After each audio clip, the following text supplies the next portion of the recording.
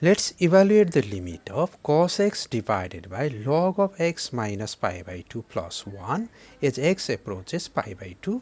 We will do it by two different methods. So, we want to evaluate this limit. Observe that most of the formula that we got involve expression like limit h tends to 0 or limit theta tends to 0. Do we get such an expression? We know we get the expression x tends to pi by 2. So, what we do is we let x minus pi by 2 equal to h. What's the advantage? The advantage is pretty simple. When x approaches pi by 2, when x tends to pi by 2, comma, h tends to 0. Okay, it can agree with this formula. And what about the converse? When h tends to 0, x tends to pi by 2. Okay, nice. So, we can apply this change and get the limit and get the formula as well. So, we can write x equal to h plus pi by 2, that's same as saying x minus pi by 2 equal to h. So, the limit must be equal to limit h tends to 0. Instead of x, we will write h plus pi by 2. Instead of x, we will write h plus pi by 2. Rest of the expression we copy as it is. Once again, rest of the expression we copy as it is. Cos we copy as it is. Instead of x, we wrote h plus pi by 2. Log we copy as it is. Instead of x, we wrote h plus pi by 2. Minus pi by 2 we copy as it is. Plus 1 we copy as it is. Okay, now we just need to compute this limit. Observe that cos 90 degree plus theta is simply equal to minus sin theta. That same is saying cos of pi by 2 plus h is equal to minus sin h. In the denominator, we can cancel pi by 2 out, and the limit we copy as it is. Limit h tends to 0 we copy as it is. Log of 1 plus h. Are we getting standard formula? So far no, but we know that limit h tends to 0, sin h by h equal to 1. So, we divide the numerator by h, but we need to maintain the equality. So, we divide the denominator by h as well.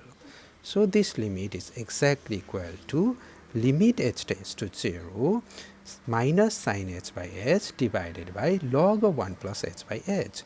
Further, we can write limit of quotient equal to quotient of limit. We apply this formula. So, limit h tends to 0 sin h by h divided by limit h tends to 0 log of 1 plus h by h. Now, this limit is equal to 1, this limit is also equal to 1.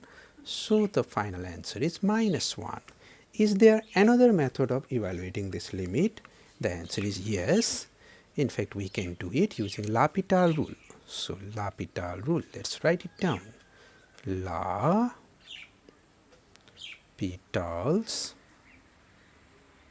rule. Let's write the question once again. We want to evaluate limit x tends to pi by 2, limit x tends to pi by 2, cos x divided by log of x minus pi by 2 plus 1. As x tends to pi by 2, cos x tends to cos pi by 2, which is 0. As x tends to pi by 2, x minus pi by 2 tends to 0, and 1 plus x minus pi by 2 tends to 1, and log of x minus pi by 2 plus 1 tend to 0. So, it is of the type 0 by 0 form. If it is of the type 0 by 0 form, then by L'Hopital rule we can simply differentiate the numerator. So, we differentiate the numerator and then we differentiate the denominator, and if we can compute the limit, we are done. So limit x tends to pi by 2, we copy as it is. Limit x tends to pi by 2, that remains unchanged. Derivative of cos is minus sine. Derivative of log is 1 by that expression. So 1 by x minus pi by 2 plus 1. Now you see that as x tends to pi by 2, x minus pi by 2 plus 1 tends to 1. So denominator tends to 1 and numerator tends to minus 1. Sine 90 degrees 1 and we got negative, so minus 1.